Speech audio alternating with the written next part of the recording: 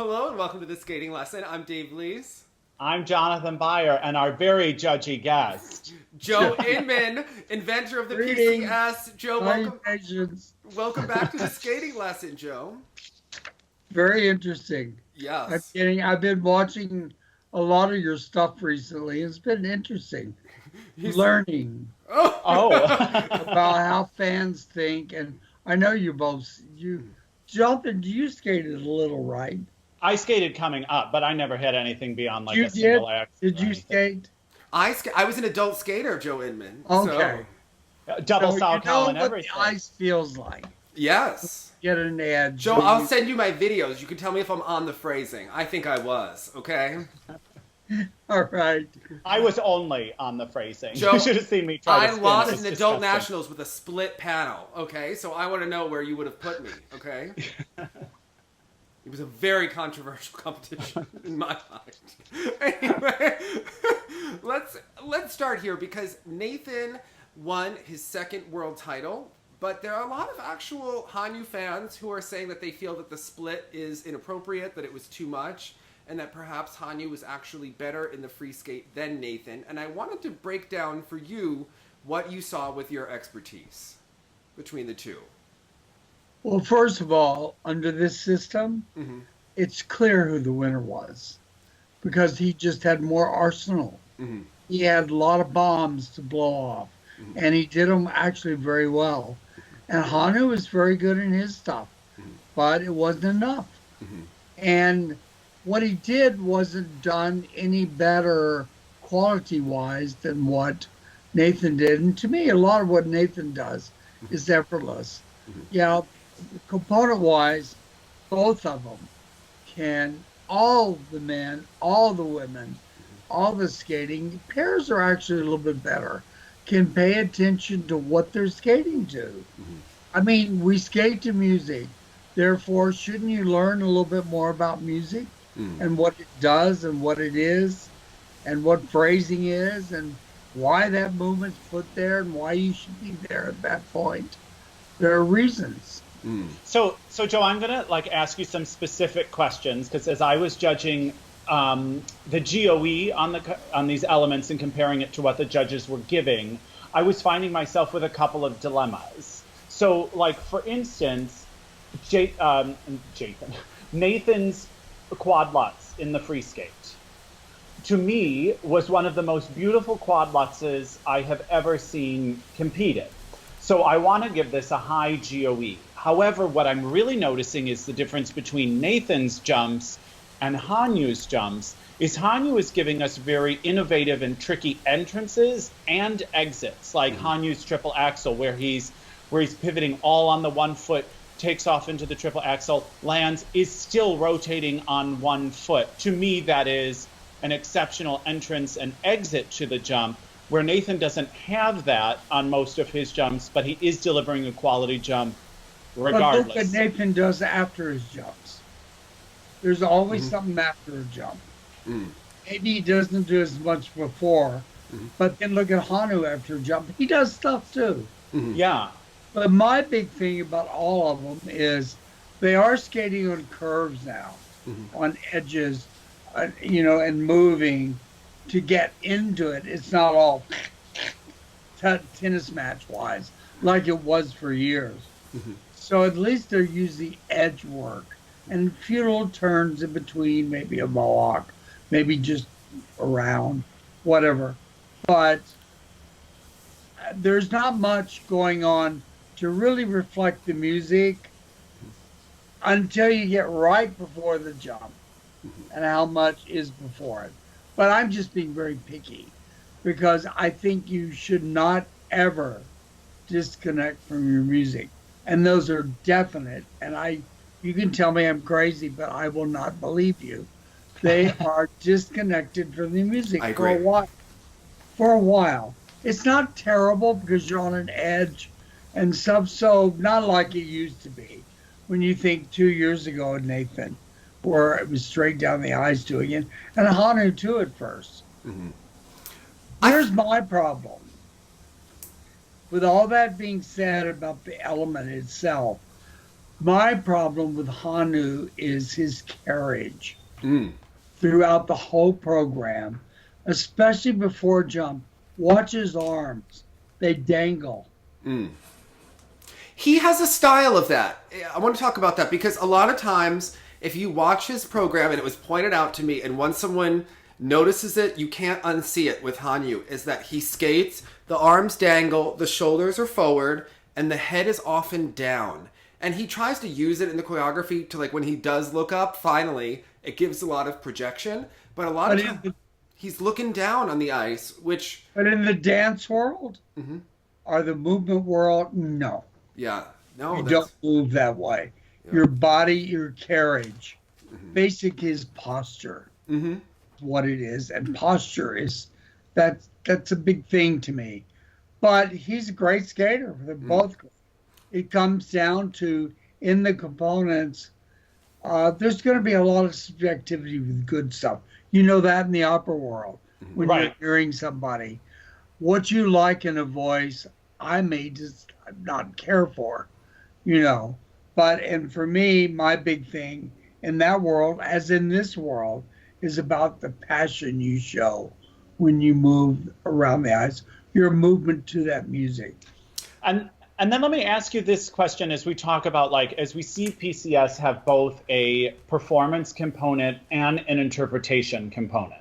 This becomes tricky for me. Like, for instance, when Hanyu goes into the quad loop in the free skate, which for some reason the quad loop is just my favorite jump. I have no idea why, but I think it's just the coolest looking thing ever. But he does this kind of release of his body, clearly like as a strategy to loosen the body, but it does suddenly in that brief moment look like he's on a warm-up, you know, like, or he's just practicing on a public session. He kind of lets go of all the tension, does this jump, and yet it creates an energy. There is some sort of performance energy that is happening, yet it's not happening necessarily through traditionally beautiful lines and responding to the music, like, let's say, I admire so much about Satoko or something like that. So I'm trying to figure out where we give the points for this performance energy and presence as compared to the actual sophistication of the choreography itself. Well, composition's a whole different ballgame. You know, actually all the components do interrelate. And this is the thing when we wrote them. Laurie and I, we had a hard thing trying to separate ideas out. Like I told you last time, phrasing. You use that in designing a program, and then the skater has to skate the details of the music within that phrase structure. So they both work together, but in different ways. A performance, I saw it, for me, this competition, not the men's, but in the pairs, I saw a 10 in performance. And I would have given it. I said I would never give it, but I would have given the Chinese team a 10. Oh, the free skate? At the end of it, I said to myself, I couldn't ask for anything more. And so that's why I said, why not a 10? Right. Well, I have a question to you, a couple things about Hanyu. I agree about Sui and Han with the 10.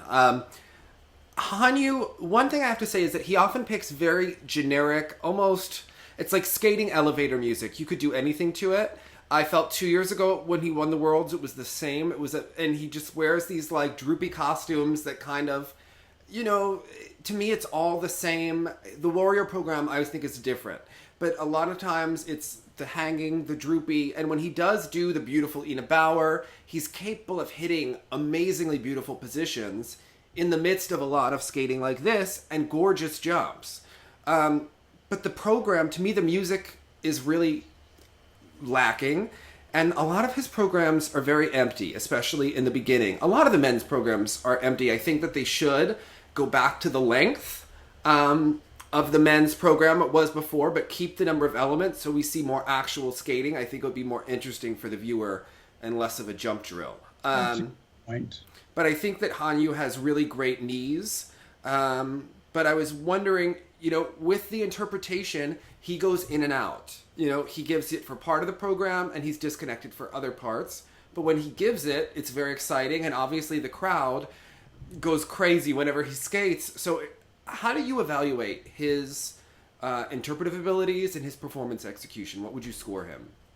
Well, to me, the performance he gives, like this time, it is filled with energy. And I think that covers up, for me, the fact that he's out of his music quite a bit at the beginning of the program, before every quad, basically. But I do believe I never get the feeling that he understands what he's skating to. And that's what I want to feel at the end. Oh, he understood his music. He understood the structure. He understood the phrasing, etc. He was pretty good with being on the phrase structure with his movements. There were a couple of times he was a little off. But my big thing is the carriage, and also look at his feet. He rarely points a toe. But now, mate, that's a little much, but that's a basic concept in movement. Okay, so take us through it, Joe. Yeah. If you had to assign a skating skills score for his performance in the free, what would you have given that? Oh, I would have still put him in the nines. Probably at 9, right at 9, because I couldn't go more. He does have power and acceleration. There are times where he really can move from a standstill with few strokes. But sometimes I think the stroking is incidental. It's kind of, he gets a little teeny stroke, then I don't know. My problem with him is interpretation. All the men, basically, except for Jason Brown. Yeah. Except this long program didn't show it. His short was dynamic in interpretation. I'm a little harsh on that, because if you disconnect from the music, you've left the character of the music, you've left nuances of the music, and you're basically skating to get the element. And what happens sometimes is, when this has been stated before, is a lot of diehard Hanyu fans will come forward and say all the accolades that this piece of music has received. However, I think what we're trying to get at is that a technician and a skater like Hanyu, if we're talking about a 2-time Olympic champion, this is the highest caliber of male skater we have. So it would be great if his musical selections were equally as masterful, were masterpieces unto themselves that had a real point of view. And then suddenly it takes kind of a generically beautiful and energized program that is energized primarily by the crowd's response. I just think he would be so elevated if he chose more complex pieces and could do more sophisticated things to mirror it. Well, I agree with that, and I agree with what Dave said. I just feel only one time, maybe that the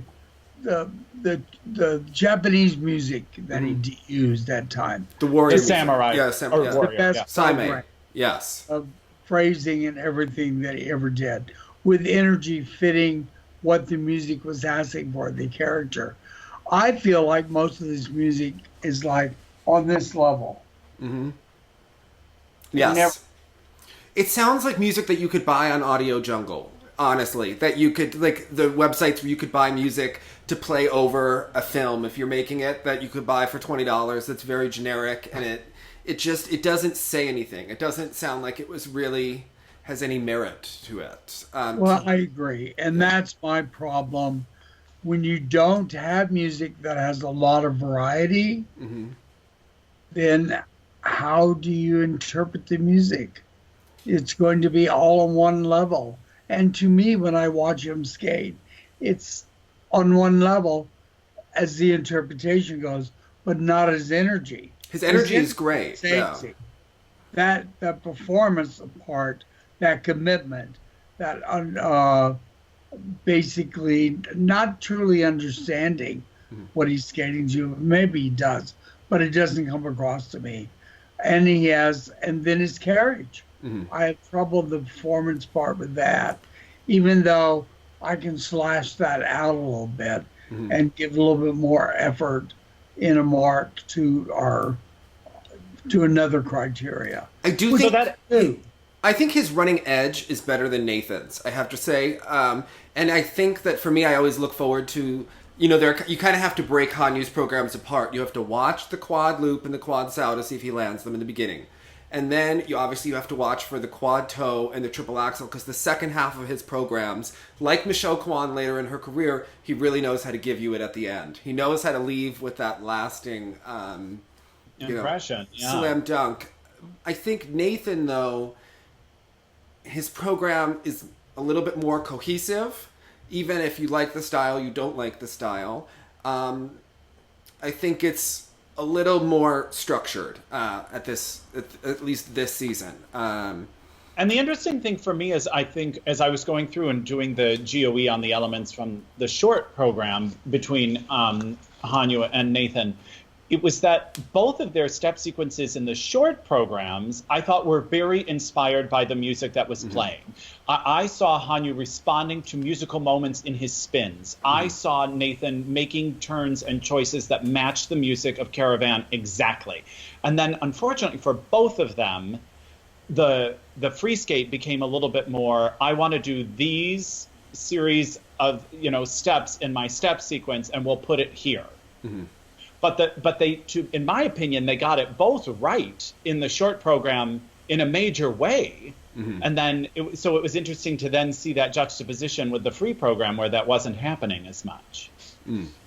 That's a good analysis. It means they could do it. If I were reviewing your marks and you gave that analysis to me, I'd say, okay, whatever you gave, I can accept. Okay. That's what the OAC is all about. Yeah. Okay.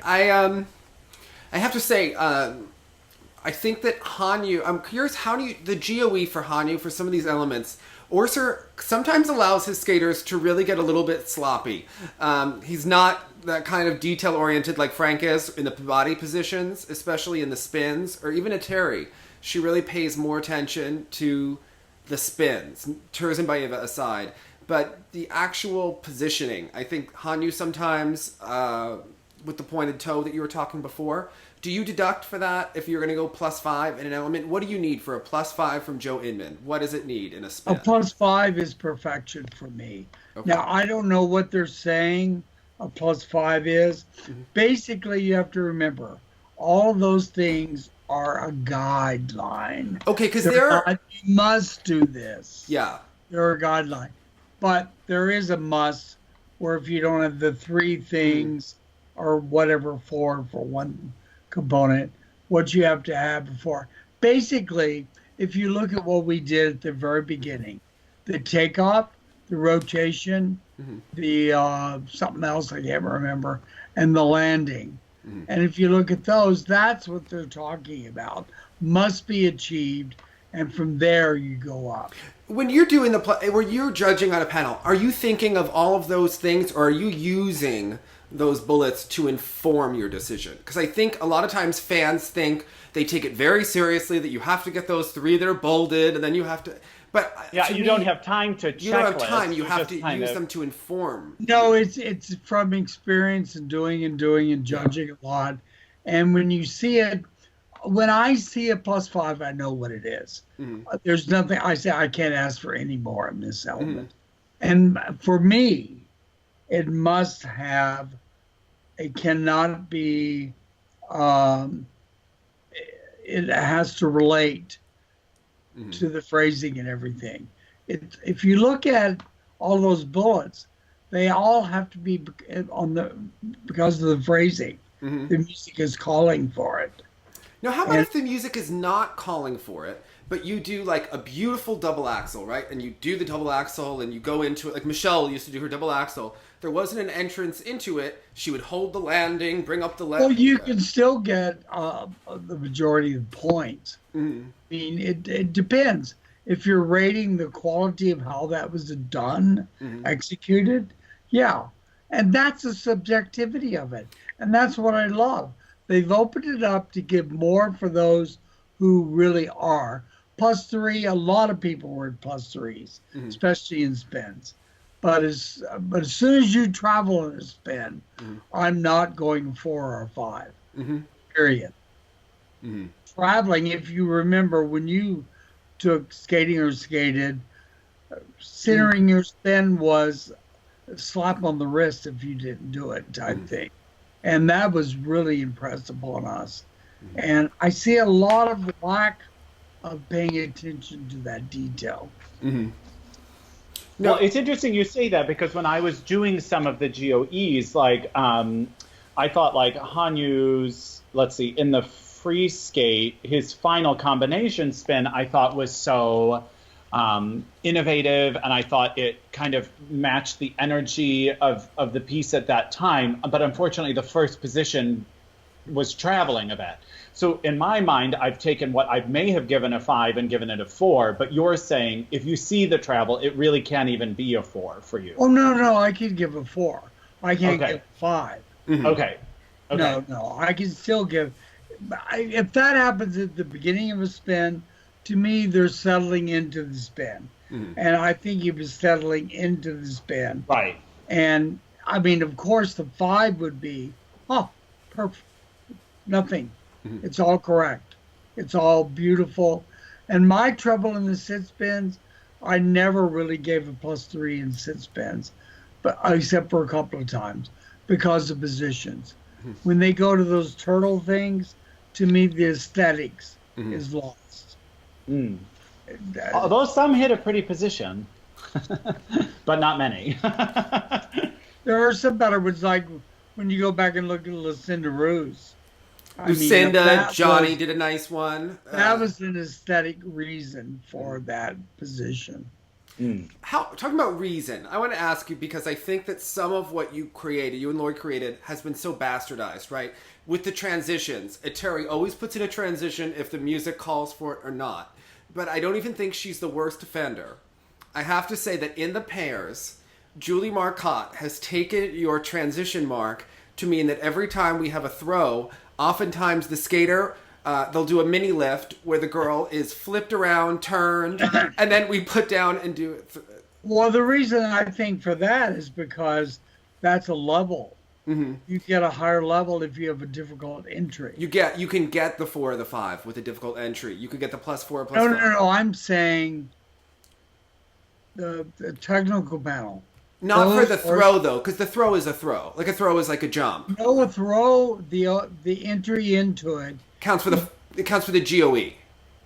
No, it also counts for the difficulty of what you do, unless they've changed it since I left. It's towards the bullets, right? So you cannot get above a 3 if you don't do like a transition into it. But I'm saying, like, a lot of times the music doesn't call for the transition. And the transition will a transition for transition's sake. And it'll look like gymnastics, right? Like it'll look like we're adding this element to this element. Look up that rule, because in the technical panel, when I was on the TCs, if you gave a difficult entry into a throw, you got, and the death spiral, pretty much everything, you got a credit, a bullet point. For a higher level of what that is. It could have changed.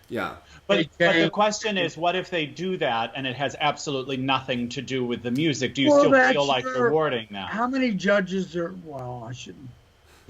How many people do you think are going to know that? Well, I think if there's just like, and we talked about this in a couple of the other disciplines, there's this big sweeping lyrical line that's kind of sparse, and you're frantically filling all of this cluttered movement. I mean, you don't have to have a doctorate to know that that's not, you're not listening to the piece of music. Do you know what I used to do when I saw that? Here's a beautiful lyrical line, really elongated with 4 half notes and stuff, really taking time. The music, and they're going 3 times as fast. If it makes logical sense rhythmically, and they're trying to show you a variety and contrast of movement to contrast what the music is, but it has to really work. Yeah, I think I've seen some that do work. Mm-hmm. Yeah, but those are given such thought versus this just oftentimes seems to be no thought given to. Yeah, how Lori really... had some programs where I know she did that on purpose. Well, and sometimes that makes a difference. Like Hanyu's music was flurrying up, and he does that choreographic sequence in the free, which is so effective, which is just the Ina Bauer forever. And it's just kind of, especially where everyone's trying to garner points in every way, it's nice to see a choreographic sequence that actually does less instead of more. I kind of appreciated that a little bit. Yeah, I have a question for Joe. Not about the men, but just, I don't think we've ever asked you about the Benoit choreography, which is so anti-Lori and just came to my mind because we're talking about skating skills and movement quality and positions. What do you make about Brady and Kaori Sakamoto, who don't have the lines and the posture, and Benoit tries to use that and emphasize it with these angles and elbows and knees that are going on in the choreography? Well, it's really interesting. For that music choice of the Prokofiev, I can see angular movement because the harshness of the dissonance in the music and the accents and the way things work. Basically, I thought most of her transitions made sense to me in the music. Did she perform them and execute them in the way to get full credit for them? For me, no. But if she did that, I think it would come across, wow, you would just, wow. There's a lot of interesting movement in that program. Is it too much for you? Like it or not, that's subjectivity again. A lot of judges don't like angular movement. I find her stiff knee, it's a lot because she's not into the ice, right? Like she's not sinking into the ice to get that. I think all skaters need to think about their posture. And I'll leave it at that. Okay. As a blanket statement. And where, Joe, then, are you rewarding or penalizing people for that poor posture? Is that skating skills or performance? I do it in both. Okay. It just Even though becomes kind of a general... carriage, it says carriage and skating skill. We were really hard pounded on that we didn't say posture. Posture is understood that you have to have a basic posture to keep the core of your body in the right position. So posture is a given. Carriage is about alignment, how you move from one movement to another, whether it's angular or you're going sideways, whatever you're doing. Your posture should still be correct posture. And we had a whole thing about that in a presentation that we did to judges about posture. Well, speaking of posture, and before we riddle Jonathan, I want to say that I think that this boy has better posture than either Nathan or Hanyu, that I think that Shoma has better skating skills than both of them. Shoma, the only criticism I would say, and I didn't notice it this time as much, even though the energy was not there for me this time. The mistakes, I think, really, they seemed to bother littered the ice. They littered the ice when bother him. Yeah. But I love his knees. And his power and acceleration is exceptional. He did last year, if you go back and look at that program, had a lot of 2-foot skating, where he was on 2 feet a lot. I didn't notice that so much this year. He is the best step sequence. He does have a beautiful back. In the short, his step sequence is better than Nathan or Hanyu's. He puts them both, but it's the mistakes with him and his messy technique on some of the quads that really get in the way. And it's what always makes me wonder, like, about that marriage. Like, in general, I have to say this is like an embarrassment of riches at the top, because we are dealing with people that do have artistic merit and do have tremendous technical ability. So it's at least not an old discussion of someone with really just jumps versus someone with really just artistry. It is kind of nice that it's melding at this like kind of high level here.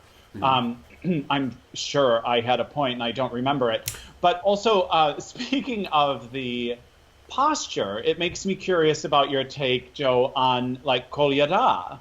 Because to me, one of his most redeeming qualities is his carriage, deportment, and overall posture. What's your take on that? No, that is fine. I don't see enough variety of interesting movement, especially with this Carmen. I just think, for me, I had a real issue being a musician of the way they did those. The repeats were offensive, yeah. Where they would just move into another one. And maybe one of those is okay. But I think they had two or three of them. And I just thought, I don't understand this. And I didn't understand the opening to the music at all. Okay. Yeah. Did not grab me at all. I said, this makes no sense to me. And a lot of the movements and where they were placed did not make sense to the phrase structure of the tension release, where you felt tension and it was released. There was tension going on and a release, and nothing ever was released. Mm. So, I do think that his movement, the quality of what he does, is superb. The deportment, the carriage, the stretched toe, the things that we're looking for in Hanyu and even Nathan that they can improve. I think that Kolyada and Shoma do show more of that stretch and more of the posture overall. And it was so funny that... I'm sorry, yeah? No, go ahead, Dave. I was going to say that it was so interesting because when you want the movement to reflect the music, Kévin Aymoz was going, in the same group as Kolyada. And it was interesting because Kévin... people were asking and they wrote in about the components and they wanted to know what you thought about that. And to me, Kévin has some wonderful movements, quality that reflect his music. If you like the music or not, that's another story. But then the posture and the skating skills are just typical French single skater crap that goes on in the middle of it. And then he'll do these beautiful movements. And then again, it's the slop of all time. So I agree. There's a lack of detail to pay to the basic body positions, throughout the program.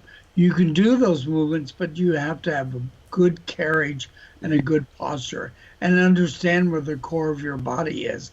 Those are just my opinions from when I dance and got screamed at constantly because of my posture.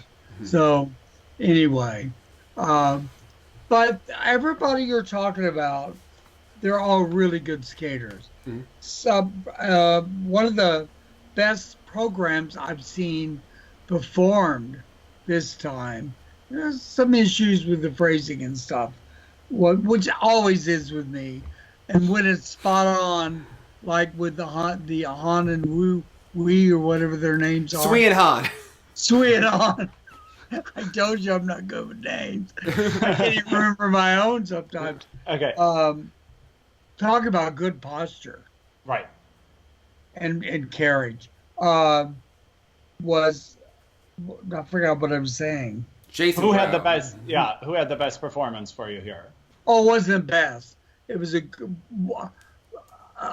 breakout for him for all these years was Březina. Okay. Yeah. And it made a lot of sense to me what he was doing and stuff. And he attacked, even with the fall. It didn't bother me that much. But I'm just saying, I liked personally that better. And I know on my board, my marking was he was 0.50 higher in every component except skating skills. Okay. Than everyone else. To Kodaya. Okay. No, Okay. to the Russian boy. No, without... The one I'm trying to understand is why is Jin, Jin? Boyang, yeah. Yeah, because there are moments that program is really delightful. It has a lot of sense to me, and he does have a huge amount of speed, and he can accelerate from nothing. I think his is a little body position too, for me. But there were times that I really loved what he was doing. And so I found that interesting. Uno for me this time, lack of luster performance. The mistakes, I think, got into his head. This is my analysis as a shrink. And he didn't let himself continue. And you could see at the end. Well, and I would really commend that about, like, for instance, Hanyu in the short program with the double sow. It still didn't take you out of anything, but unfortunately, as the program got tougher and tougher for Shoma, it was tougher and tougher for him to kind of fake it and continue to perform. Understandably so, but that's tough. That Moonlight Sonata, that's hard stuff to skate to, and he's using the whole first movement, I think. Does he even go to the last movement? No. It's all the slow stuff. Well, no, he does get a bit in the fast movement, but not like he doesn't use the actual end of the sonata. Okay. Anyway, that's difficult to skate to, which I think it starts out interesting, but he loses the intensity of what that piece is about. And you have to understand that piece to truly, the phrasing is very interesting in that piece because it's not symmetrical like a lot of Beethoven stuff is. But anyway, the interesting one, you told me you wanted me to look at Keegan. You mentioned it. Keegan did a character piece, of course. He's a hard one to judge. Yes, he is. Yes, there it's are a things very I love, thing. And there are things I think are real problematic. And how you balance that out, you have to do quickly. And I've seen him a long time because I've judged him forever. When I was internationally in the U.S., when he was skating for the U.S. The program is a good program for a character piece. I don't think he stays in it. There are moments when he's like not moving where it's very fun to watch. But I think the mistakes really caused a lot of issue. He still had fairly good high components. Well, he's very fast. He has great knees. There seem to be deep edges, and there's good spins, and there are quality things going on. But it's like you say, it looks like my ACT score, where like where certain things are up here and certain things are down here, and it's just a hot mess of things. So it's like you say, it's hard to know how actually the PCS is working for or against him in this case. So what do you do? I'm not allowing my ACT scores to be shown. Okay. Like Trump. You're hiding those forever. Okay. It was interesting when you look at where the ball game is in IJS. If you don't have the tricks, even if you got nearly all tens, your Brown's won. 69 in the technical. 88, one of the highest components. And nowhere. Just goes to show you've got to be able to do, and I understand that. This goes to prove that it is an art with a sport. And how do you combine those and how you analyze things and be fair to all parts. Hanyu, for example, gets huge credit when he does those quads, and Nathan and everybody that does them. But is the artistic part equal to what he does technically? And for the men right now, the men that were here, none of the men are equal artistically to what they do, except Brown. Do you think that they should weight the artistic more? Because if you look at Nathan's technical score, the technical is worth 25 points more than the components. They're never, and as we try to balance things, and you know, his components are probably higher than they should be, as are Hanyu's, I would argue. Would you? Well, I don't see all the 975s, 95s. Yeah. I can see a couple of nines. Yes. But and what's wrong with an 875 or an 85? That's very good. That's good marking in my world. you may be the winner with only getting very good, not outstanding. I think that they or you may not get any award because we don't necessarily give all. I've judged a couple of competitions where we gave no first place, and that's not unusual in music. How about Vincent's components? Because to me, these were really inflated. Vincent Zhou. I understand that he did, rotate his first few quads, which was a big improvement and should be commended. To me, the program. I think you need to go. That would be a good one to go over. Yeah. I think he's better than what everybody's saying. Look at the phrasing in the program. Okay. Movements to the music.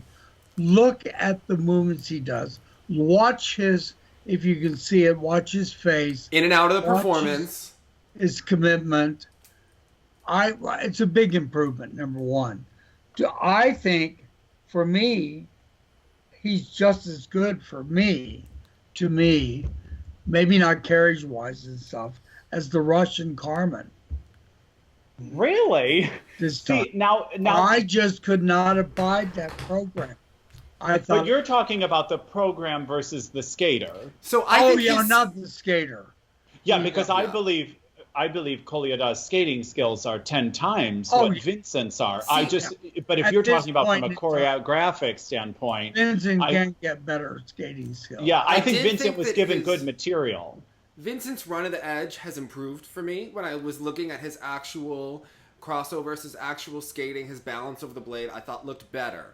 To me, though, it's still a jump drill in the first half of that program. He's in and out of the music. I think he could show a lot more movement. I may think he's someone who could really benefit from off-ice dance classes. I see that Laurie is trying to give more positions, more highs and lows with variety to the program. There's a lot still to be done.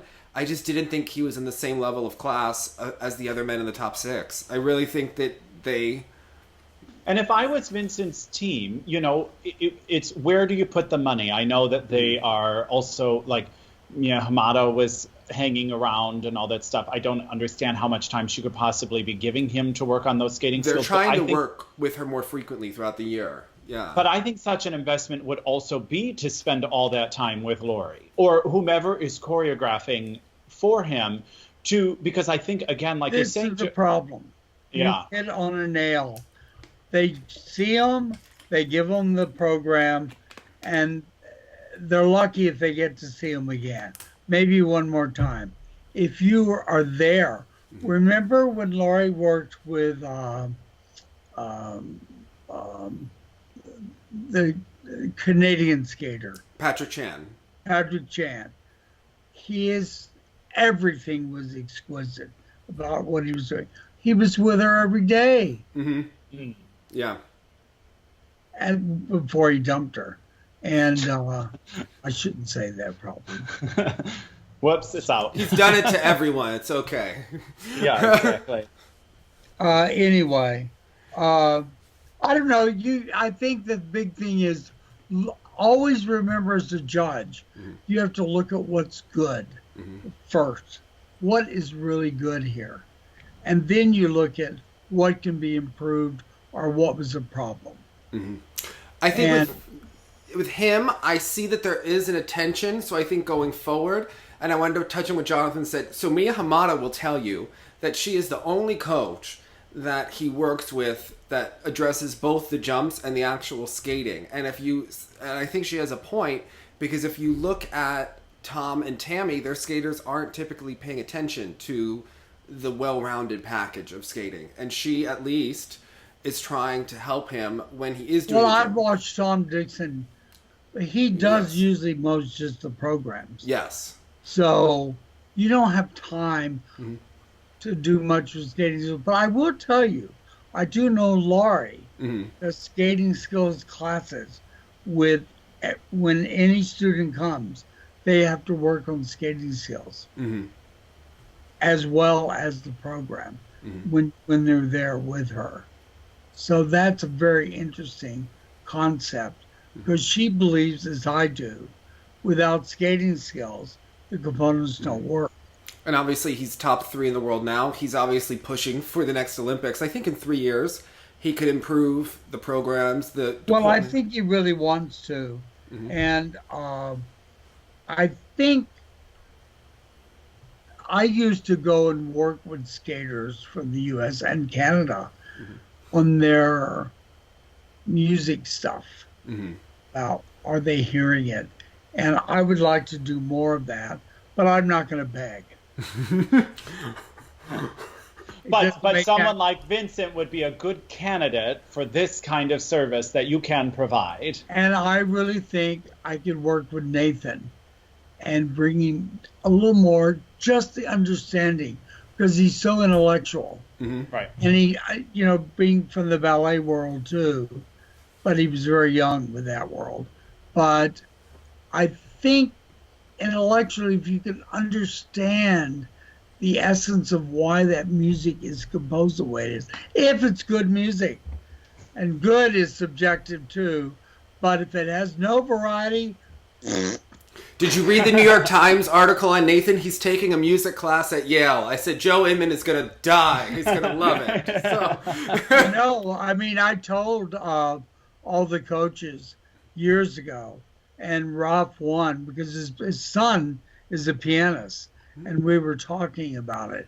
And I said, you should get your son to come in and, I don't know if he's in America or not, and work with some of the skaters on understanding their music. I said, so many of what I see is, I don't think they truly understand what they're skating to. I have a move in here, I have to do it. But and the thing is, have a lot. Sorry. It's a lot of also, what are you hearing? And Dave and I will always say, what is the music asking for? If you hear any, it doesn't even, it may seem like a daunting task, as if they have to learn how to compose a symphony in order to understand it. But it's really just like being honest about what instrument do you hear? Do you hear an up sound? Do you hear a grand moment? Do you hear a climax? Do you hear a gentle moment? Like, and even that, but what's the articulation? Is this smooth and connected? Staccato, da, da, ba, ba, ba, accent! You know, all that kind of, you see, I get passionate. The skaters think I'm crazy when I come out. I said, you had all these accents in your program, and you missed every one of them.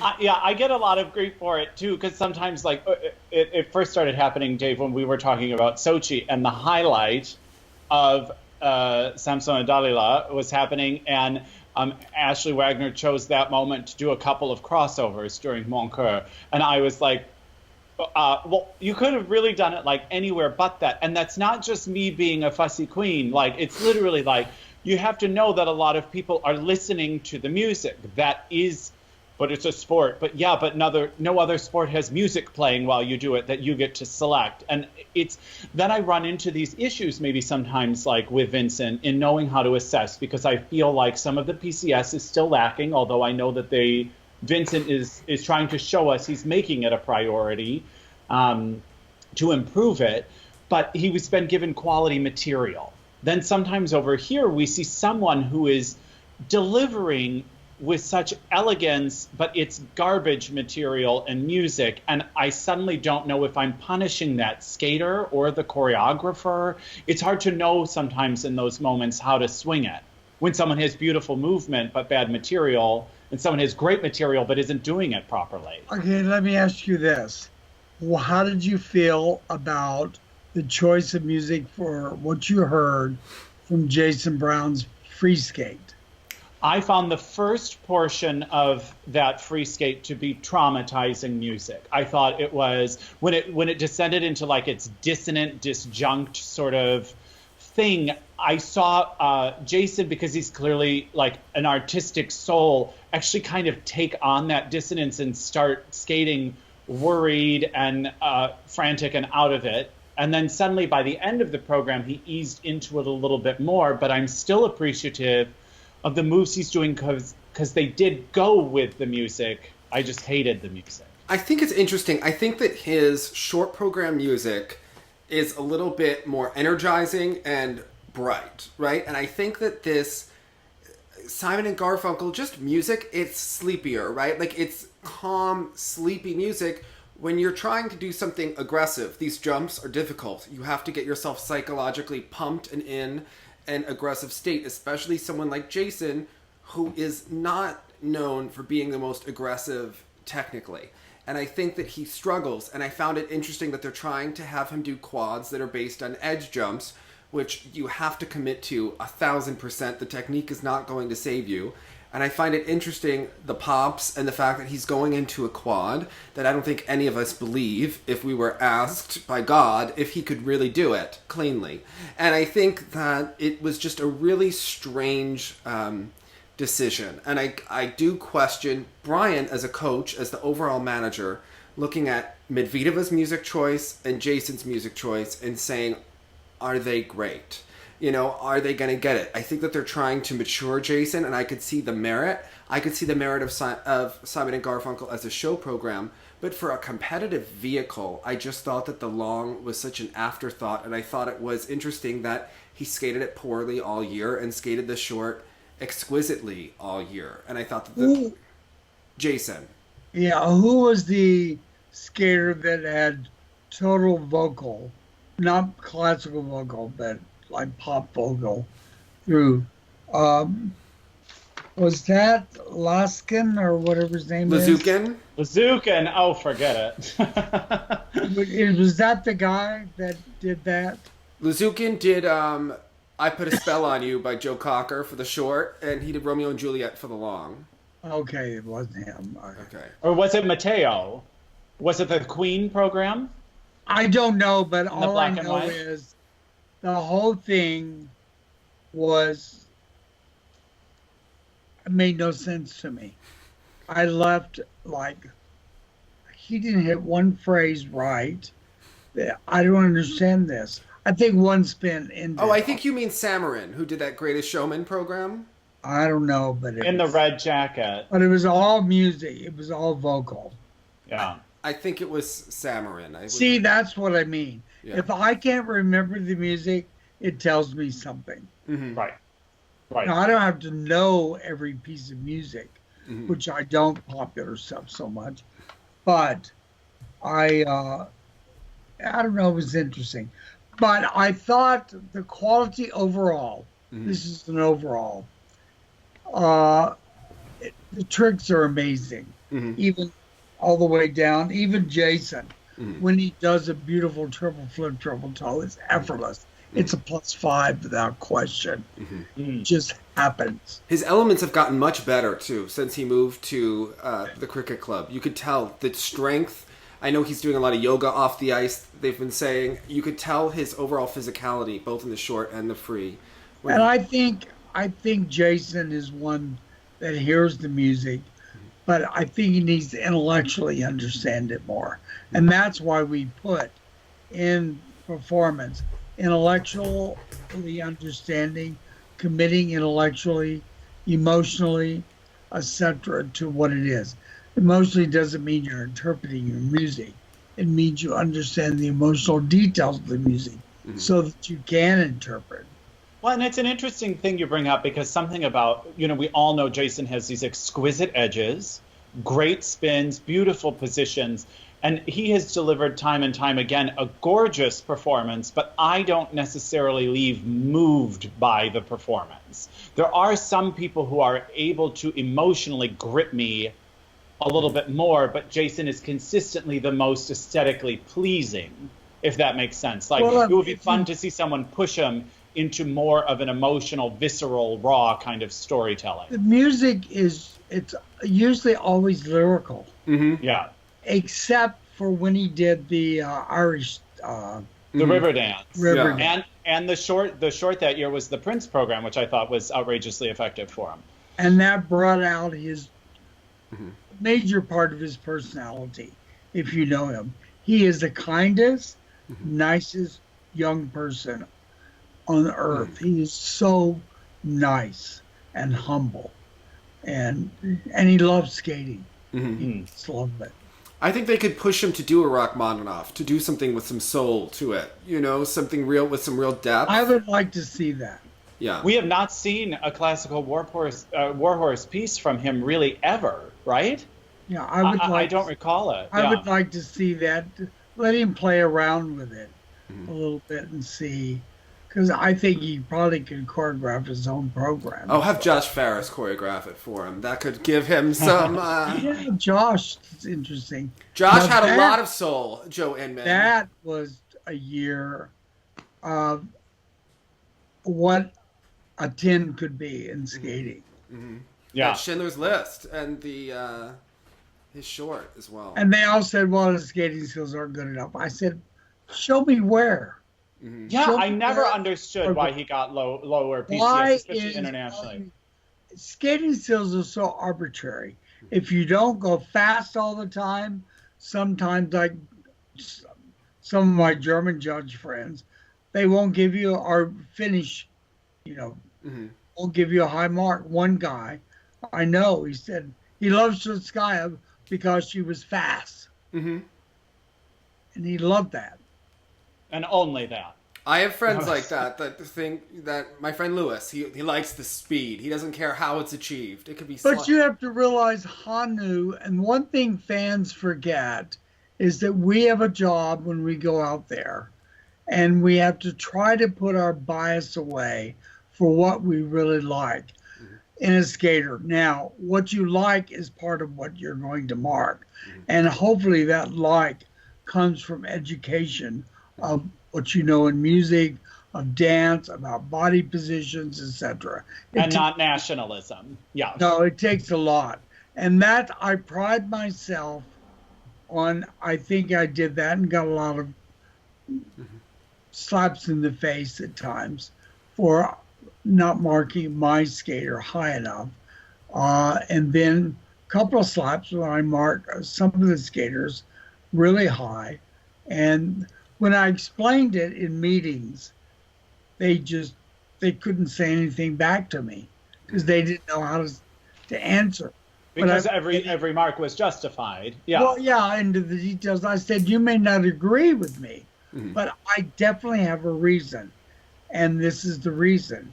And after I hear everybody else, maybe my reasoning was too far one way. But the point I'm making is that fans have bias, prejudices, and their favorites. And Hanyu is a favorite of a lot of people. I like him a lot. I think he's not really attained what he could do in the art of interpretation, especially. And I think Nathan could grow into it. I think right now is with the school thing, I think it's hard to get all this thought process, but it's amazing that I don't know if he's taking a full load, that he's doing this, and he must have a good brain up there. Perspective. There seems to be real perspective there, and I think that's what makes a big difference. But what I see is from women to men, the men show me more about what the music is than what the women do. I watch all the women got up and watched that thing. And I'm still getting slack for it because I think I thought it was a junior the Russian podium of programs. She's very pretty to watch. Zagadova, Zagitova has incredible talent, but that's an example. There's an incredible skill there, but she's not being given material that is worthy of her skill. That was the typical case of many movements. They're given just to do them for a transition. I said, why is she doing that here? And a lot is the hunched back crossovers that she's doing to attain speed, and there's no freedom. When any of them skate in the top three, they do not skate with... I will tell you I did like Miyahara. Yes. I was surprised her Kubota marks were not. Because she's the third lady in Japan now. And they in the best range. And you know what? It's probably some friend like your Finnish friend. Interpretation could be better, but she has gorgeous skating skills. How about Turzenbayeva getting the marks that she's getting now? I think that's criminal. Don't get it.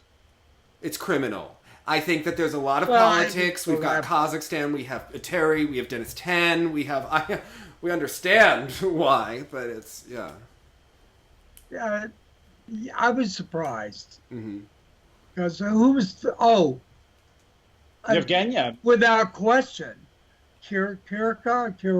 Kihara. Rika. she would have won. Yes. If she would have done the triple axel. Even the double axel in the short. Yeah. And had not missed it in the short. Mm-hmm. Right. That's the risk you take. And the rewards will be great if you do it. If not, It's you don't brutal. have to win the... Losing the short that much, point-wise, can cause problems if the other girls you know are going to get points. Because the components aren't going to make a difference. People don't play with the components yet. I would have given, for example, Zagadova. Yeah. I would have given her in an interpretation probably a 7.5. Okay. Maybe an 8. Maybe an 8. Mm-hmm. You know, to very good. But there were too many moments where I felt it was lost. Miyahara, I would have put right at 8.5 in interpretation. Nobody's the 9 for me and the ladies. And the main reason is staying in the character of the music and making sure those movements make sense to the music. Mm-hmm. Who did you really thought was outstanding in the ladies? Well, Sotoko is one of my favorite always, but I think for Sotoko Miyahara, the Japanese girl you're talking about. But unfortunately for me, these two programs were a little more generically beautiful, whereas I felt like sometimes in the past, her attention to detail, every single musical moment was met with something. Satoko's short program. Choreograph these two programs? Lori did the short, Tom Dixon did the free. And I think the short has so much detail. About 1/3 of the music in, she starts hitting these little notes and she does these flicks of her toe with her toe pick to gain speed. It has outclassed everyone in that event. It's another level. I think Kaori Sakamoto has a lot of speed and power. It's a little bit like Slitskaya. She doesn't have any nuance. Good analysis. She's a little bit of a truck driver over the ice. She's not having the I wouldn't body. go that far, but It's not having the she doesn't have a beautiful line. the line, the nuance. I would say That's the way I say the truck driver part. she's painting with broad strokes when we need fine detail. My big thing is listen to your music. If there's staccatos in there, show me the staccatos. Or if you're really trying to show a contrast to that movement, a long line, then make sure it's done to the level where you're showing me that. Come on. Music, we skate to music. If not, let's just judge tricks. Right. How about Medvedeva's free skate? I think that music is terrible. The accordion that is just blaring, it sounds like a headache. It sounds like when you're in, you know what it sounds like? When you're in band class before the conductor comes in, when you're in high school and everyone is just blaring. I mean, that is what that music sounds like for 3.5. Well, for me, I never have thought she understands her music. I never get a feeling that she's presenting what is in that music to me. Well, how could she present the 9/11 music, Joe? That is so offensive. That is choice of music makes a huge difference. Yeah. And they should consult somebody. How about when she was waving goodbye? I watch skating and I'll give some suggestions. And it's not always classical. Like I suggested to a dance team, I said years ago, and they did it. They skated to all the Cole Porter, 3 Cole Porter pieces. It was delightful. You would remember. I can't remember them, but it was delightful. Now, what did you make about Ensu's performance? Her Somewhere in Time. Did you like that? The short program that she did. I'm sorry, I was looking this up. Ensu's Somewhere in Time program. Did you like that? The Korean skater. The Korean. Yeah, she's okay. To be honest with you, if I can't remember it, it must have been just okay. Well, I like it. It has a lot of lovely potential. You can like it. Yeah. But is it one of the best? I think it was. She made the final group. She plays 5th in the short, and I thought she was a lot better than Terzan Bayan. Was that her short? Yeah, her short. Oh, her short was much better than the long music. Yeah, the long was the Chicago, which was sort of a miss. Yeah. Now, did you watch the ice dance? No, I didn't. Okay. But I love the French. Yes. What's Well, not I to didn't love? see 'em. Yeah. It's great. It's worth watching. Hubble and Donahue, though, they changed that Romeo and Juliet again. Romeo and Juliet now ends with a crescendo, Joe. It now ends with a victory march. A victory march, at the end of that program. Is it an added? Yes, it's added. That's the worst thing. Tamara used to do that. Yes. She used to throw in, remember the Olympic program in 2002? She threw in, I think, what was the music? Well, the short Thais. version was the meditation. Meditation from Thais, the Massenet. Yeah. And That they was amped the up one. the ending. She amped up that last music. Big cymbal crescendo, big crash. I said, You kind of missed the You're point right. of what that piece was. But it yeah. was like just done in the studio. So it was like all of a sudden, and the crash happened about 300ths of a second early. Yeah. I'm like, okay. But anyway, I enjoyed everything I watched, even though it was too early in the morning.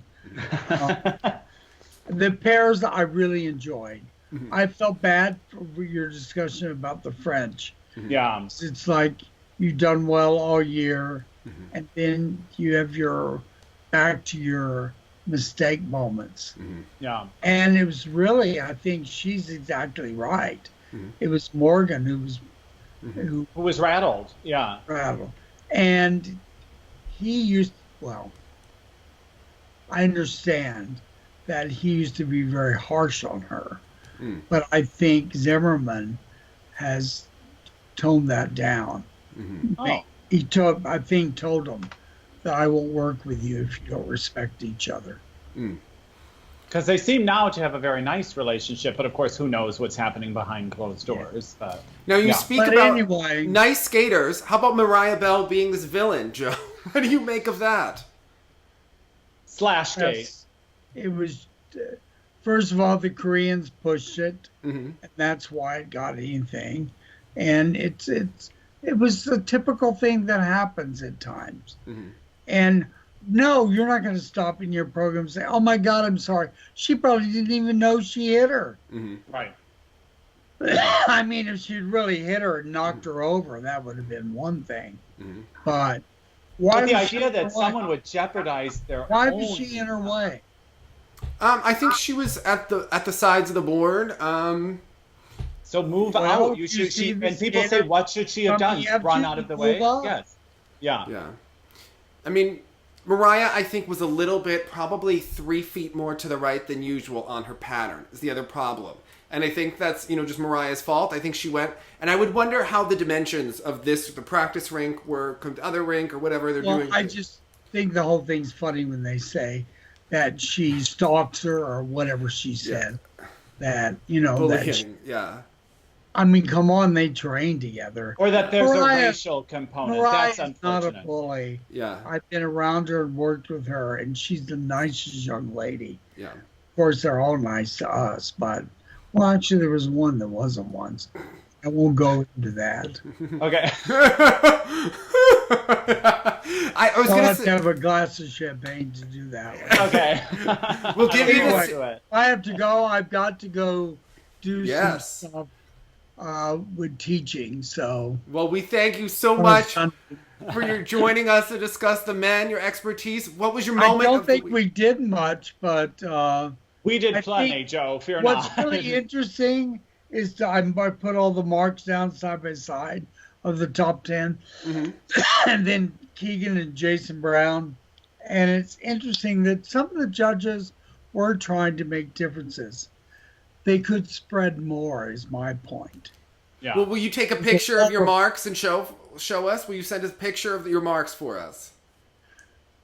I really don't think I should be showing my marks. Okay. Okay. But I can tell you, there were several times in interpretation and composition of the program, I was a point difference from the whole panel. Okay. One, I was a 1.5 difference. One was Kodaya or Kolyada. Kolyada, yeah. Well, we judged the Nagano I gave short. that program a 7.5. We ju- Okay.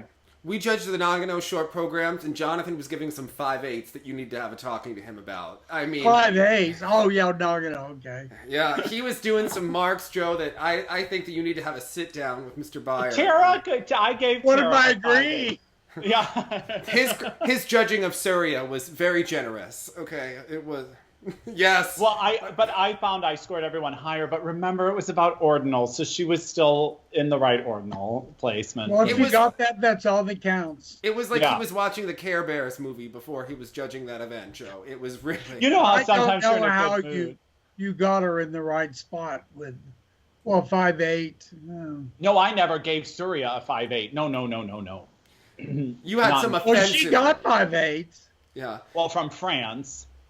Come on now. Oh, he was very kind to Letitia But I Hubert could as see well. Roger Glenn would give 5/9, 4/9. He used to do stuff like that. Right, and Vanessa was notorious. We have one judge we wanted to ask you about, because that who was the Australian judge at Nagano? We need to ask you who. Oh yes, and it was a name we thought might be related to someone else. Yes, hold on one moment. Frank Parson. Oh, he was a longtime judge there.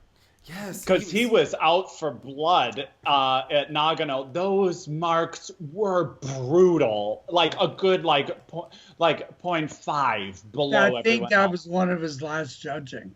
Oh. And he was better. Worthy of... But he had issues with the ISU, and it could have been, who knows? Okay. Interesting. The plot thickens. The plot. Are your favorite Russian judges the ones who judge for actual Russia, or the ones who judge for Israel or Ukraine? Because they always do the dirty work. Do you notice? Like, Russia will be bold, but they know how to have Israel and Ukraine do the real work. Well, that doesn't happen so much anymore. I understand. It did in the ice dance. So. Yeah, it was at work in ice stands. People do it subtly. Yeah, I think this year. I did see that Russian team that came out second. Yeah. I don't get that. That's a joke. That was a joke. So I mean, and I'll talk to you more about that later. So yeah. I loved it. Thank you, guys. Thank you, Joe. All right, so Jonathan, we wanted to give some of our insightful... An epilogue. Of our mental vomit about worlds. Well, I have to say that there is stuff that we were discussing with Jenny. Jenny always likes to say, what do we need to do? What does she need to do for next season? And I think that we need to start having these discussions, because there's been some speculation, rumor, conjecture that Kolyada will be switching coaches. And I wanted to say if you think that that's appropriate. And unfortunately, I think that is wildly appropriate. I understand what Joe is saying and about like the Carmen music and things like that. And oh my gosh, could you believe, has his belt always been mirrored? Kolyada came out with a mirrored belt. Like, you could see the reflection of like the audience in it. Reflections of the way life used to be. Oh yeah. I can see it. Or the Mulan excerpt. But I think that it's clear that we saw the work with, I don't know if there's an implication that he may be considering Raphael. I think that would make sense. Well, watch out for Mariah. But I think that, like, if he does go, the technical work that was being done with Raphael seemed to be very beneficial to him. And unfortunately, this is the same coaching team that has Konstantinova, right? And who is also of talent, but has been having some issues delivering consistently. So I think this would be a big thing. You know, Joe was talking about the music edit, and we talked about it when we first saw the program. There are some unfortunate repeats and things that happen, but the raw material there, if you get him in the right hands, I really think this is an unstoppable force for the future. Or, you know what I mean. He's going to be in that final flight always, because I think the raw material is so impressive. The other one who I believe needs a coaching change, and I don't know where, and I'm putting you on the spot here. Oh my gosh. Okay. Barbara Fuser-Poli, do it. No. Shoma. Yeah, unfortunately. Wonderful coaching team. clearly there are problems in the technique, and there are problems, obviously, in the preparation. He was very upset by his performance here. And I think we're limiting Shoma, or Shoma limits himself by the lack of outside choreographic input. He does have outside choreographic input, though, and I liked his material this year. Not the costume color, as we talked about. His original. But I think he's a pusher, and I think he can. I'm a pusher. What is that from? I'm a pusher, and I'm gonna push you. What's that? Oh, I don't know. A movie or a show? I know. Don't push me, push a push pop. But that's all I know. Now I'm just. I pushed my husband, got him to do this. What's that from? I'm a pusher. Oh, it's probably some like horrible show that I shouldn't admit to be watching. But I will say, I think. Unfortunately, I agree with you, Dave. I really think that if he was able to explore some different stuff outside of the bubble, and I am a maybe even Mia Hamada could help him with the consistency, because although if that's an in-house issue, I understand that. But what did you think about his work with Alex in Chicago? Alexei, I don't know. It's not there full time. I think Alex is very talented. I was gonna say ups and downs, I think. And I think he needs a more calming approach with a lot of, I think Mia Hamada's a hard ass. Structure. She's a real hard ass structure. And I think that may help him, because I have a feeling that whatever is happening there is a little unstructured. You saw him, the Salchow addition to the program didn't seem to be beneficial. And I think that he is so talented, and it just needs some fine-tuning, I think, in the mental approach. I mean, he should be world champion, and he's kind of becoming the runner-up of all time. And I think there. I do think the jump technique needs to be worked on. I don't know if Mia is the person for that, but I'm not even sure if I think these are little adjustments for him that would make a big difference. And without knowing exactly what the problem is in the training and the approach, I think that could be. I think Vincent, keep going where he's going. I think the Lori and Mia stuff that we're talking about. So he spent some time with Mia Hamada throughout the year, and she's becoming a much bigger presence, if you notice, because she was at the boards, but not. And that's a big statement. And she wouldn't have had to do that. We know plenty of people who work with people, even when we were doing 98 and Surya was talking about going to Tatiana Tarasova. They know when to separate and when to be seen. And I think it was a real statement to Vincent's commitment to her and making this better that she agreed to be at the boards. Because they did have a meeting, I know that. And she's been in Colorado quite a bit. She was just there with Rika.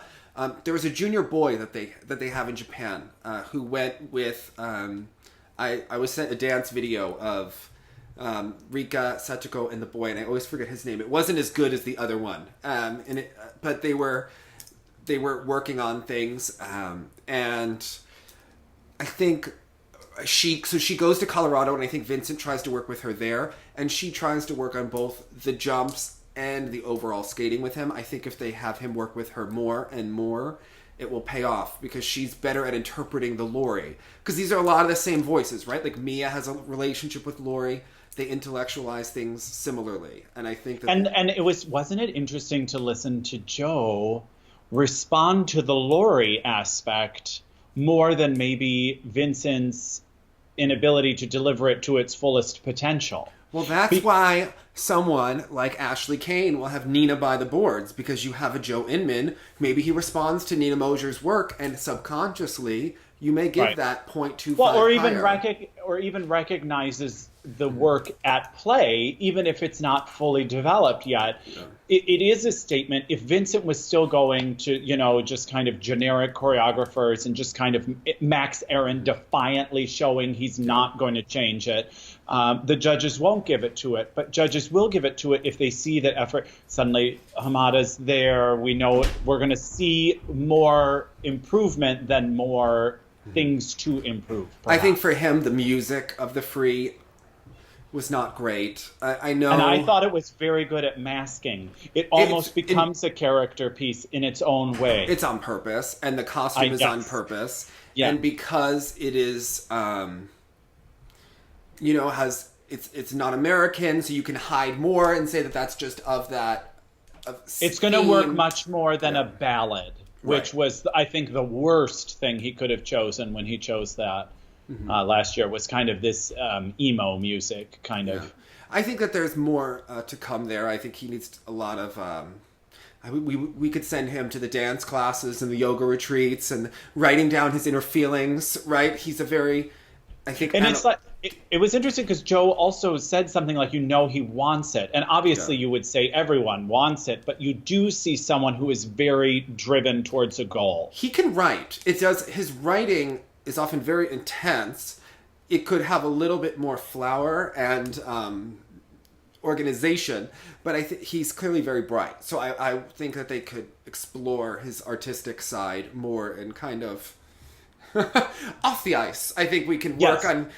I think someone like Tom Dixon could really get him to watch films and things. You know how Tom is. He will be taking over. Round out this individual and give it even more perspective.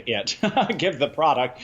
Give Vincent just even more perspective and a point of view. And I think things will come. It will never be a certain level, but it will certainly be a level that judges see improvement on and will start to do the PCS. And I hope that this world medal...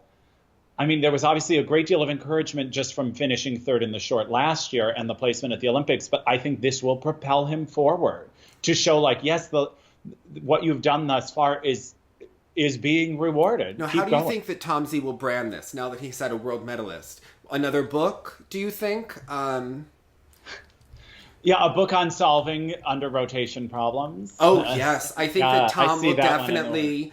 write a blog, books, and certainly the self-promotion train will be off the charts. I saw that picture. Can't say I blame him. Everybody's got a hustle. Everyone has a side hustle, okay? Yeah. Don't hate the player, hate the game, okay? Exactly. I would like to give 2 snaps to Matteo Rizzo for the short program, not so much for the free. Jason as well. I think the music for Jason, I think it's time for a classical piece of just pure class, some soul, some dusha. Do you think Brian was surprised at that second place? I think it was a reminder that a lot of, he forgot he was even in the long, it looked like, but I think that there's a real statement in that second place to say, this is why GOE exists. It's like Janet Lynn. They're like, all right, Janet, we're doing the short program thing for you, don't mess it up. And unfortunately, I feel like a +5 GOE was really designed to help people with literally Jason Brown in mind, whether it affected him directly or not. I really like Brian overall. I think he's a great coach. There are things that, we want him to be more detail oriented, but I think overall he's a holistic coach. He has a lot of things. I think he tries to have that sort of heteronormative quad view of skating, and Jason's approach, I think he has to look at that, the stretch lines, the balance, because I think if you're going to appreciate what Jason does and to award him points, then you can't give Hanyu necessarily as high in the GOE, and I think your whole worldview has to kind of change slightly, right? And I think that over time, and I think Jason will help him as he's becoming a ladies coach more seriously. Remember, Yuna got points for being Yuna that maybe she didn't always deserve on the spiral and the layback, and they didn't really improve under Brian. I think that having Jason can help him show that, and even though there's so much politics in the ladies, but showing if you do have that stretch, what it can get you. And the fact that Jason was second in the world in the short program without a quad shows you what that kind of overall look can get you. I think it'll help his coaching of Medvedeva, because I was even watching her exhibition and I was saying, if she could just hit a beautiful line, a beautiful spiral, she would have so much more options when she does a program like this. And they haven't learned how to do that yet. And I think that... what I love is Jason's skating skills have improved, it seems. Tracy, beautiful. Tracy. And, I think there is something to, I don't know if Jason talks about his personal life, but not that it really matters. But I am someone who always responded to female authority figures better. I just worked better with my voice teacher was always a female. My favorite voice coaches. Oh, I've heard about her. She needs to come on the show. I know. She's like the Frank Carroll of the industry. But it's interesting. Jason came up with Corey. Mm-hmm. He is familiar with this dynamic. And now he's with Tracy. It's clear, but he's also with Brian. Mm-hmm. And I feel like it's probably a very different energy. I think a lot of his credit has to go to Tracy. I think that she has a very strong presence with him. And I think that you can tell that a lot of it has to go to Tracy because Brian did forget to even go to him in the kiss and cry. So you could tell where Brian's mind is. And that's not a personal And that's failing. Understandable because that's a lot of things going on and a lot of things to balance. And maybe if you Tracy were coaching is taking Hanyu, I think that you and you're in Japan at a Worlds, I think you're going to forget about the other naturally. This is at stake. It's what is, right? Like you have. But Brian has a great business approach. He has a Megan Duhamel kind of approach in the kiss and cry. You know, he's analyzing, he's checking this, he's dotting I's and crossing T's.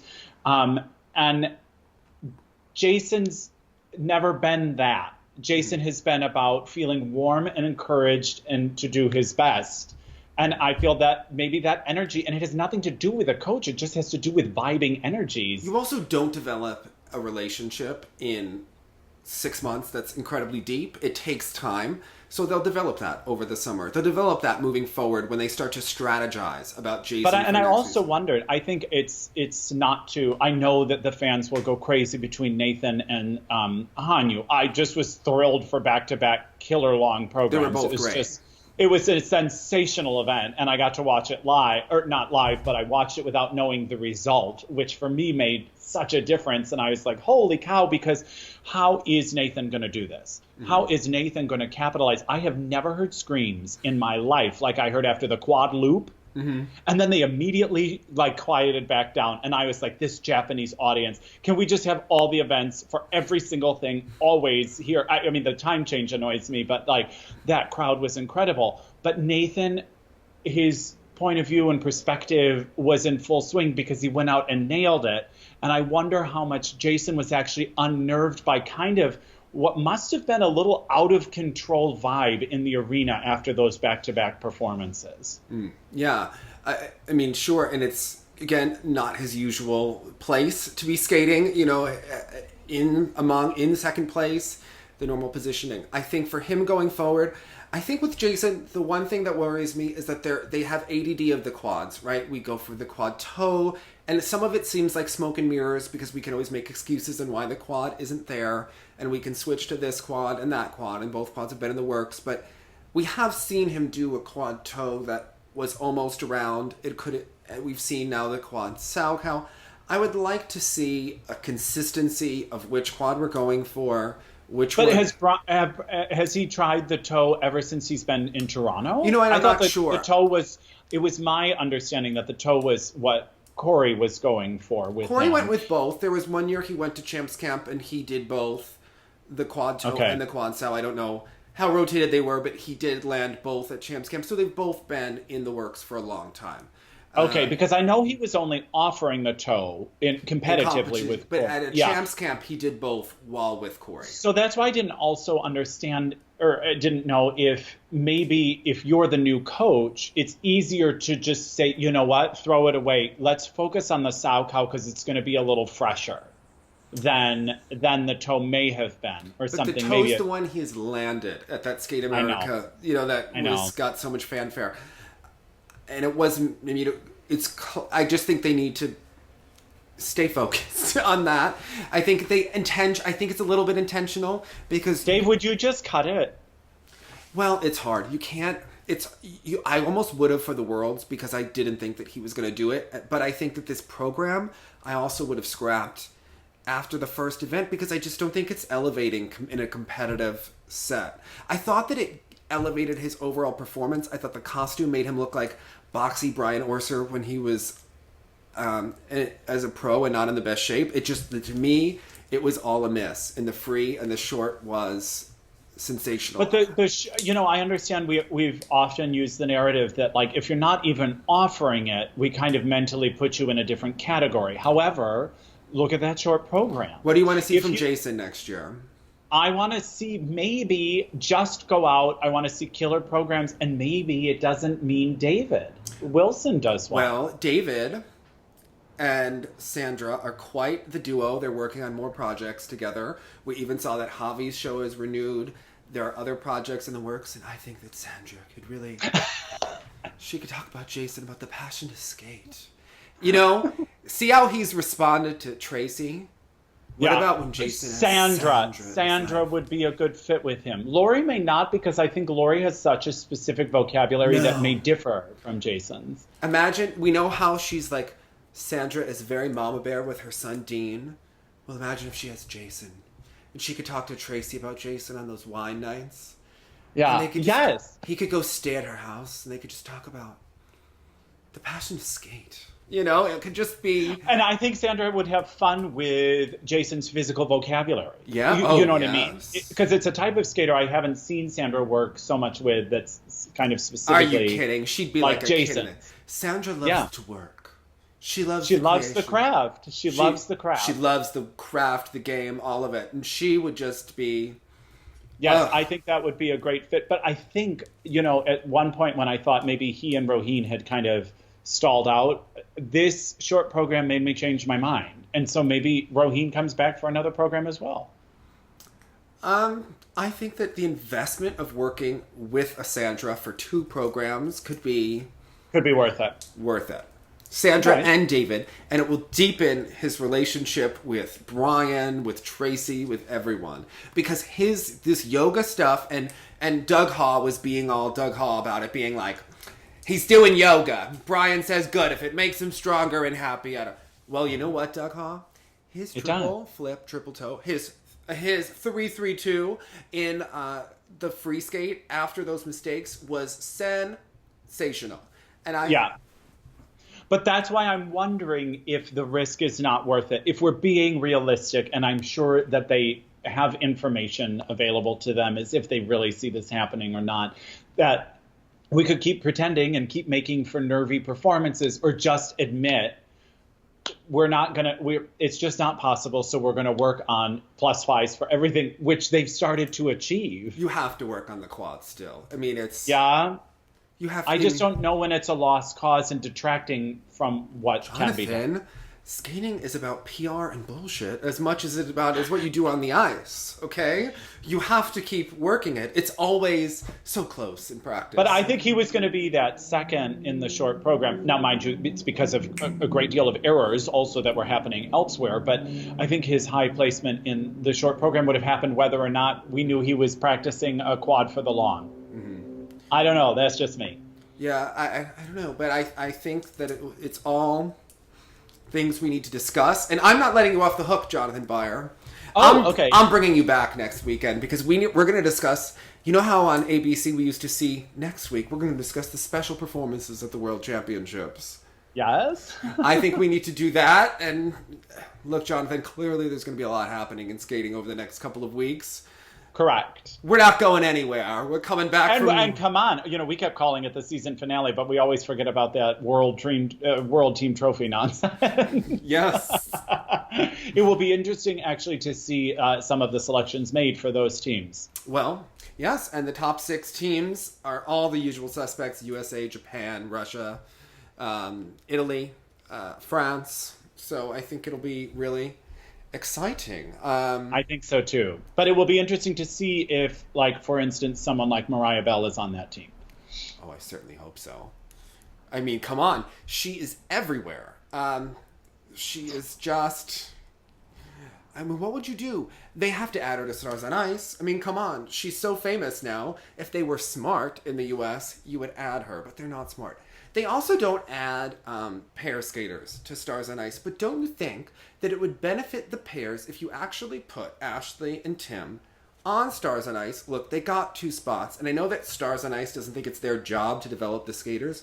Well, they do have a relationship with U.S. figure skating, and I think that, don't you think that the audience would appreciate seeing a pair that can do a huge twist or a huge throw more than 3 or 4 dance audience teams? Is just going to love pair skating regardless. Yes. Pair skating is exciting. Even if it's just a completely generic throw triple sow cow, it's thrilling to see in person. Pay him $500 and let him do it. Okay, you know what? Yeah.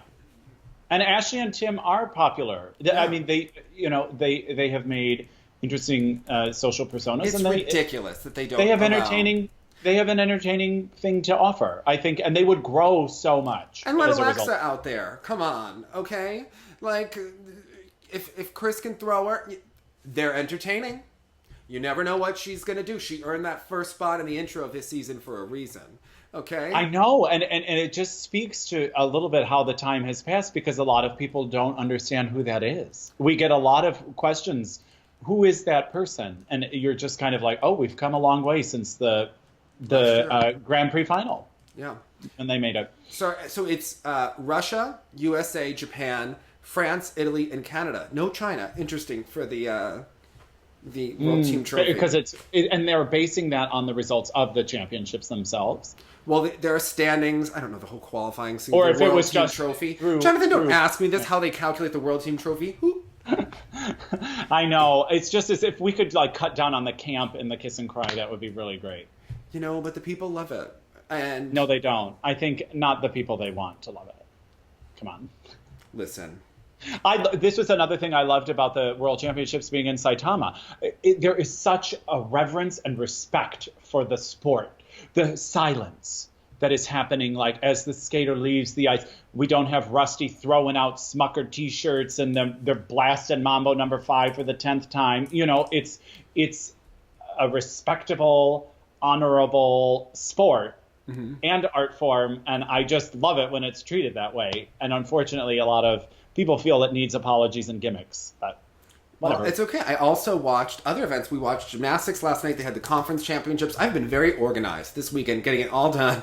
Oh, you have been great, Jonathan. I thought people... You've been great. Better than ever. I thought that this championship, I liked the time change. It helped us compartmentalize and organize. So it did work out, doing the 4 different episodes with 4 different people. It did kind of work out that I could also wake up in the morning and knock them out. And it was hard. I really was trying to honestly not know the results. And if total disclosure, I've done that for every overseas event. I look at the results first. And sometimes then catching up on all the programs seems a bit of a chore, because you inevitably know that this one must have tanked or this one just skates clean. But to go back and rewatch all of these skaters without knowing those results, it's thrilling. But I can tell you, people try to spoil it everywhere. I literally had to not go on Facebook because people would be like, Nathan did it, or your Chinese team did it, and I'm like, whoa, get out of here. I don't want to know what happened. I know. I always feel bad if I don't respond to everyone's personal messages, and then I start getting bitchy people, and I don't mean because it feels like I'm trying to achieve where I don't know the results, so I can enjoy the sport to its fullest potential, and then I'm like, stop trying to ruin it. Even Ann Jensen posting the results on Facebook, I was like, I don't want to see it. Ann is doing a public service, okay? She is just... She's all the things. But we want to know, what was your moment of the men's free skate?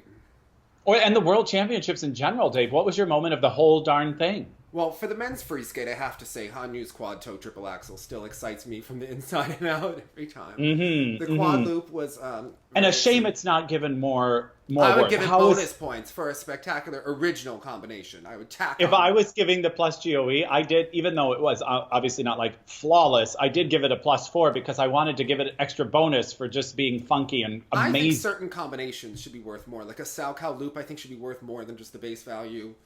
Agreed. Certain things. And I also think that certain elements that are done, that maybe they aren't a new element, but they're done so spectacularly, should be, they used to have that +1 that they never gave it, but there used to be extra points that were written into, this was a debate when Adam first debuted the Ripon Lutz, and I thought, give him an extra point. It's excitement, for risk, originality, and virtuosity for anyone who gets that reference. But I think that would be something that I would give it for. I think Hanyu's quad toe triple axel, Jason's short program, Matteo Rizzo's beautiful skating. But I think moment of the World Championships is tied for me. Sui and Han's free skate.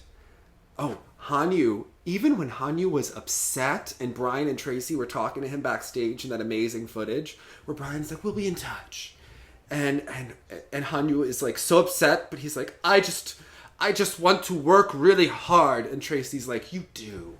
That was such a moment. Tracy, I love Tracy. But also you have to love Hanyu. Even when he is so upset and when some of us would want to be throwing things, he is like, I want to get into the rink and work really hard. And I was he like, doesn't you want are to feel defeated. He wants to get back at it. And I was like, you go incredible. and work hard in that rink, Hanyu. How about like quad loop, triple toe or something? You know what? Let's do it. Okay. I do love his quad loop. Again, I mean, and we've seen Nathan do the quad loop that one time. A couple of times. Yeah. Right? Competitively. I mean, he was throwing it in for a while. I don't know why he abandoned it. But I think the hip is, you know. Yeah, because I thought it almost appeared because it was easier for him at the time, given one injury, than maybe some of the pick jumps or the edge jumps. Wouldn't it be nice to have 5 quads to pick from? That's. I know. Let's just do the loop on this one.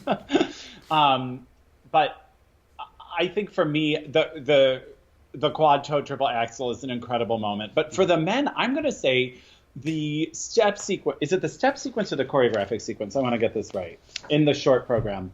Yes. Nathan's step sequence in the short program, but also, I have to say, Hanyu's step sequence in the short program. Shoma Uno's step sequence, Jonathan. Also, Shoma Uno had an incredible step sequence. So I think, really, those 3 guys, those step sequences, they're. It's not to be downplayed.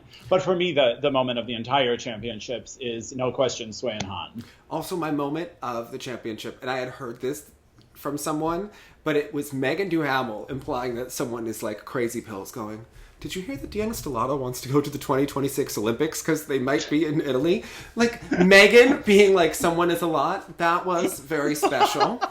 Very special. When Megan admires your grit and commitment, you have earned it from everyone. Yes, yes. I think that was such a moment.